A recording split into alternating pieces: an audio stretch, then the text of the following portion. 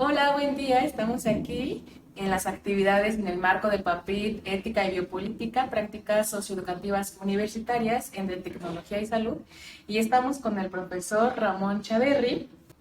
Hola, mucho gusto. Hola, ¿qué tal? Mucho gusto. Gracias por la invitación y creo que es algo muy importante que se hagan este tipo de cosas, ¿no? Pues para difundir un poco lo que se hace, que siempre quedamos muy aislados, ¿no? Sí. Bueno, pues para dar inicio a estas preguntas que se plantean en el marco del PAPIT anteriormente dicho, empezamos con ellas. La primera de ellas es, ¿qué relación existe entre ética y biopolítica como formas de gobierno contemporáneas? Bueno, a mí me parece que desde que, bueno, pues el primero en hablar del tema de la biopolítica, y él considera la biopolítica, él nunca habla de modernidad, pero es verdad que si pudiéramos pensar uno de los grandes acontecimientos de la modernidad, generalmente nos decantamos por pensar en otras cosas, ¿no? Quizás el descubrimiento de América, como se quiera poner, o un poco más para acá, hay diferentes acontecimientos. Me parece que es importante que se hable de la biopolítica, porque la biopolítica es un acontecimiento moderno que no necesariamente tuvo difusión, ¿no? O sea, los acontecimientos suelen ser resonantes, este, pues siempre a partir de pensados desde personas y grandes, donde uno escucha, ¿no? Que pasó algo. Pero acá es un acontecimiento silencioso que es la biopolítica, que empieza, digamos, siglo XVII, siglo XVIII, y donde se marca sobre todo un tema donde la vida se pone al centro de la política. Y es importante porque al final este tipo de acontecimiento muy silencioso nos marca como sujetos y nos propone una mirada sobre las cosas, ¿no? Si antes, digamos, el centro estaba sobre la salvación, hoy está sobre la salud.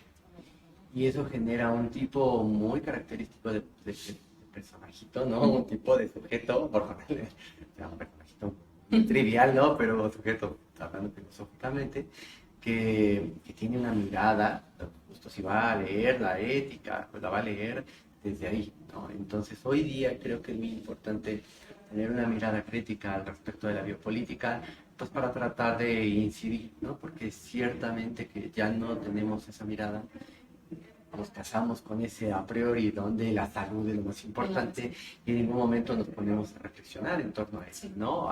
Digamos, a tomar una... Más allá de... Sí, a decir, bueno, hasta acá yo llego, ¿no? Yo creo que estamos desbordados por la televisión y por toda esta medicalización de que uno ve la tele y no pasan más de 2 anuncios para que uno vea algo que tiene que ver con la política, ¿no? Un nuevo detergente, un gel antibacterial, Claro, una aspirina, algo. Entonces, claro que nosotros ya no lo criticamos. Entonces, es muy importante asumir una ética respecto a este gran discurso de la biopolítica.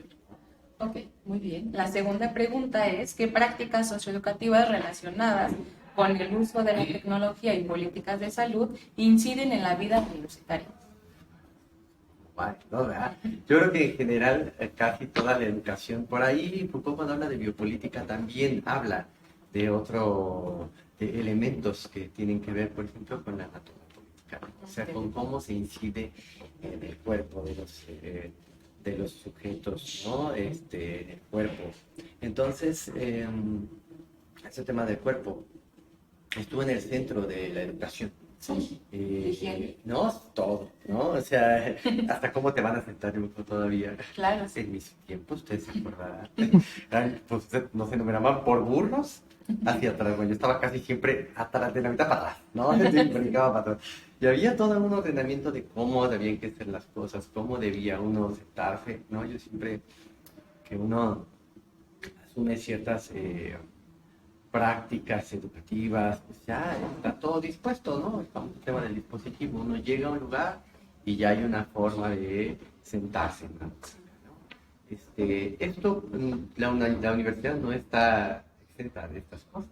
Yo creo que algo que importante que pasó con la pandemia es que las puso en cuestión, ¿no? Las puso en cuestión, o sea, acabamos justamente hace una semana, ya echamos cohetes al aire porque la pandemia se acabó, ¿no? Ya se declara el fin de la pandemia.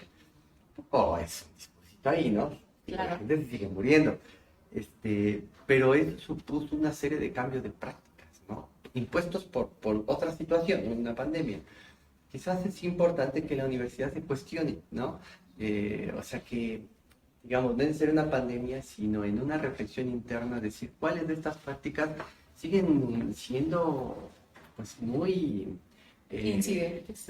Sí, ¿no? O sea, siguen pensando en el cuerpo, siguen pensando, o sea, uno sigue en las bancas, regresó de la pandemia y regresó a las mismas bancas. Sí, no hubo un cambio radical, ¿no? Regresó a las mismas prácticas, ¿no? Entonces yo creo que pues sigue incidiendo, ¿no?, sobre la universidad, y creo que es importante pues, criticar esto, de entender. Pues es que no hemos llegado, yo creo que a esa reflexión de colocar la biopolítica en el centro de la universidad, porque nosotros además siempre nos sentimos excluidos de los, ¿no? Muy críticos ya dentro, ¿no? Y ya estamos fuera de los discursos, digamos, de poder, pero creo que es muy importante reflexionar al respecto de ello. Ok, muy bien. La tercera pregunta va en torno a qué influencia social, cultural y económica se produce en la universidad con respecto a las formas de gobierno éticas y biopolíticas. Ay, económica, ya la hasta ¿no? Bueno, yo creo que al- lo voy a acomodar, ¿no? Yo siento que el tema de lo económico siempre nosotros lo tenemos medio evitado, ¿no? O sea, digamos, ya tenemos ciertas prácticas, ciertas prácticas. Cuando estamos dentro de la universidad, eso supone una serie de prácticas y de, digamos, discursos que nosotros damos por hecho. O sea, vivimos en una sociedad que nos exige ciertas cosas, ¿no? Por ejemplo, nos exige formarnos. Y nos exige formarnos bajo ciertas, no es nada más que tú termines la licenciatura, sino seas lo que Foucault llegó a llamar como un empresario de ciencia, ¿no? O sea, el neoliberalismo se caracteriza, una de las críticas que hace Foucault al neoliberalismo, digamos, hoy día solemos y todavía solemos pensar que el neoliberalismo es la derecha y así de bulto, y entonces lo otro es como la izquierda, ¿no? Pero en realidad uno de los rasgos característicos del neoliberalismo es el empresario de sí. O sea, es donde uno se autoexplota, ¿no? O sea, si uno, hasta está mal visto que no te autoexplotes, ¿no? ¿Cierto? O sea, tú agarras y si no estudiaste en la licenciatura, pero no estudias un idioma, qué mediocre, ¿no? Porque uno, en estas lógicas económicas, uno entra también sin entender mucho la esencia, por ejemplo, del neoliberalismo. Por lo menos para Foucault es, olvídense de muchas cosas, sigue habiendo una gestión de los estados, pero lo más importante es que la gente se convierte se autoexplota, se convierte en un empresario de eso. Yo creo que la universidad no está tampoco exenta de eso, ¿no? Uno lo ve, no sé de qué carrera sea. ¿De qué carrera es, por cierto? Pedagogía. Pedagogía, espero que no sea así. Pero yo vengo de psicología también, ¿no? Yo estoy de filosofía y en psicología. Y en psicología se nota. Desde el nuevo plan, todo se ha vuelto una super especialización. Si tú eras conductista, pues ahora vas a ser mega conductista. Vas a hablar solo en el lenguaje de los conductistas, ¿no? Porque la idea es que te vuelvas muy experto, ¿no? Y la universidad no ha hecho una crítica profunda a esa idea del expertismo, esa idea de por ejemplo, algo tan importante como hacer una crítica a la idea de la disciplina. Salvo casos excepcionales donde hay mucha interdisciplina y donde hay, sobre todo retomado por las ciencias de la complejidad que la requieren, generalmente nos vamos como poros de tobogán sobre el causa de la disciplina. La disciplina es esto, así. Sí. Y la especialización, ¿no? Y capaz que no. Un poco, cabrón, podríamos preguntarnos si es verdad o no, ¿no? Entonces yo lo pensaría por ahí. No le he vinculado a la biopolítica, pensado, pero creo que sí, que hay prácticas de temas económicos que la universidad tendría que cuestionar. Bueno, pues ya la última pregunta, enmarcando todas las anteriores, ¿Cómo afectan los usos de la tecnología y las políticas de salud a las prácticas socioeducativas universitarias desde la mirada de la ética y la biopolítica? Ay, pero malo. Bueno, yo creo que hoy día se ha confiado, digamos, hay como dos versiones, ¿no? Los tecnofílicos y los tecnofóbicos. Y pues a mí súmenme con los tecnofóbicos, porque yo, en verdad, particularmente respecto a la salud, pues es una problemática. Vaya, nadie puede negar que gracias a Dios hay tecnología en la salud, ¿no? Claro. O sea, que ya no te agarran así con un cuchillo cebollero y te abren y dicen, vamos a sacar aquí. No, ya no se hace, afortunadamente. Sí, hay mucha tecnología dentro de la área de la salud, pero ahora la salud, digamos, si uno piensa en el contacto cotidiano que tenemos con la tecnología, no el contacto especializado del cirujano, el contacto cotidiano, pues lo que tenemos es que no solo la tecnología incide sobre la salud física, sino sobre la salud, que es de la que me interesa, porque yo soy psicólogo, la salud mental. Sí. Entonces uno observa que la tecnología no ha mejorado las condiciones de existencia de las personas. No la ha mejorado en absoluto. Estudios, o sea, desde hace 12 años salió uno de los estudios más influyentes, que era el de CAR algo, nombre, pero el apellido es CAR, C-A-R.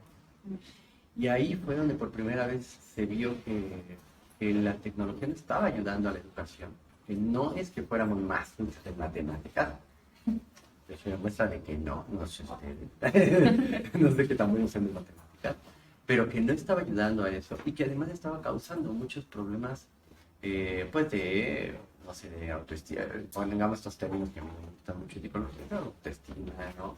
De percepción de sí mismo, de autoconcepto, como lo quieren llamar los psicólogos. Entonces, si uno piensa realmente en la incidencia de la tecnología en la salud, pues por lo menos yo creo que fuera de los ámbitos meramente médicos, en la vida cotidiana no nos está favoreciendo.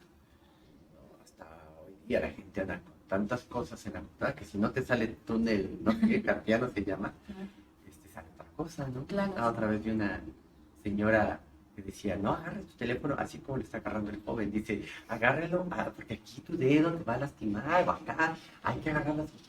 Y esas políticas de salud inciden, ¿no? Sí, inciden. Y yo veo que hoy día los alumnos están con sus chunches. A ver, yo ahorita ya me ven un poco amolado, pero hace 10, 15 años yo tenía una vista de águila. Yo veía así. Ustedes no pueden ver aquí Cuernavaca, yo sí. No, pero en fin, en algún momento yo podía ver muy bien. Y al paso del tiempo y del uso de la tecnología, pues quedando ciego. Yo lo digo, yo que ya pasé por... Y los muchachos viven, ya no sacan fotocopias, ya es la tablet, ¿no?